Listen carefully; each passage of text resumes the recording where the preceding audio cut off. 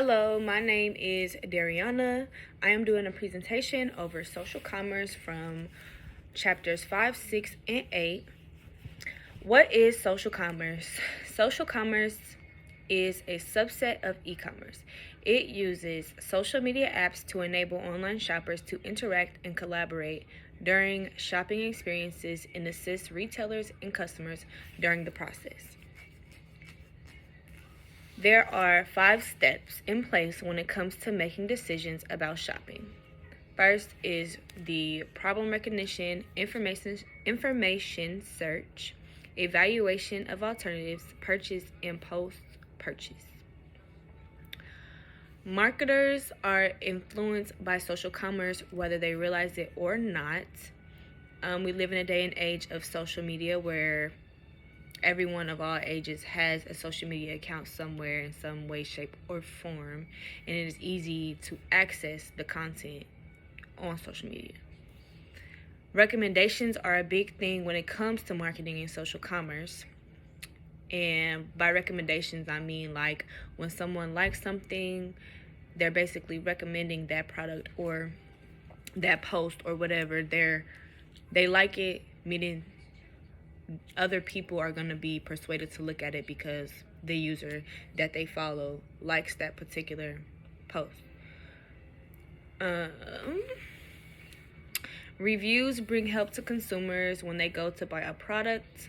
All reviews are not helpful, but most of the time when somebody goes on a social media site, not a social media site, to buy a product, they look at the reviews, and that ultimately helps them make the decision if they're going to go through with their purchase or not. A good review consists of a description, a rating, usually a picture of the product in use, and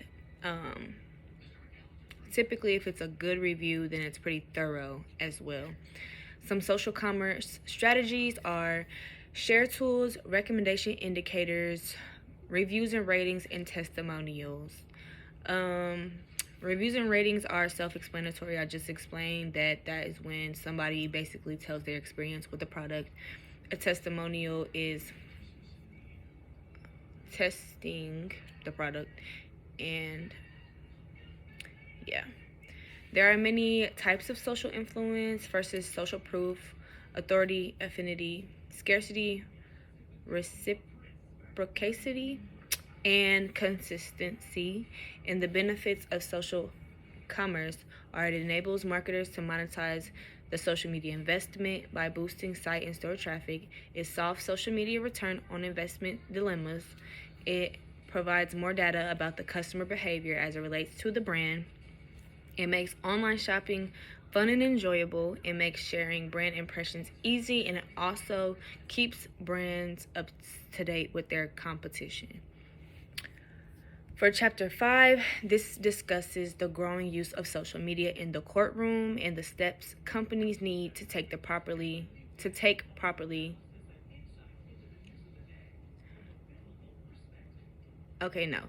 My spacing was off. Okay, Chapter 5 discusses the growing use of social media in the courtroom and the steps companies need to take to properly discover, pressure, and authenticate evidence. Several courts have ruled that the content of social media is generally discoverable, but they don't always use it because it can be easily fabricated and forged, so it needs to be authenticated before it can be used. Employers also must remind employees that the things that they do or post on social media can ultimately affect the company as a whole. The Stored Communications Act creates a set of Fourth Amendment-like privacy protections that regulate the relationship between government investigators and service providers in possession of users' data. Like mentioned before, authentication of social networking sites. Using authentication of social networking site evidence at trial can be difficult because it must be proven to be genuine, because it's very easy to create a document or create a fake post. So if it's going to be used in the court of law, it needs to be proven to be real. There are three methods in which social media evidence can be authenticated. First is deposition testimony. This is when the creator can be asked if he or she created the profile and posted the content. Next is forensic investigations. This is when the creator's computer history or hard drive is examined to see if they were the ones who created the original document or content.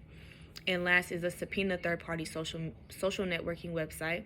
This is when the social media network provider can issue to obtain information related to the user's accounts and profiles. Lastly is chapter 6, and this talks about consumer generated media, and that is when consumer generated media describes a wide range of digital media created and shared by consumers.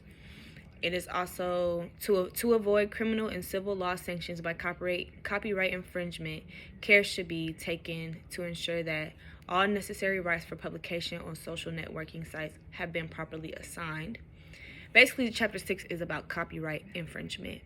And copyright infringement is broken into three categories: direct, contributory, and I want to say vicarious. I'm not sure how to pronounce that, but direct, contributory, and vicarious infringement. And lastly, the Digital Millennium Copyright Act was passed to address the growing threat of digital copyright infringement. Thank you.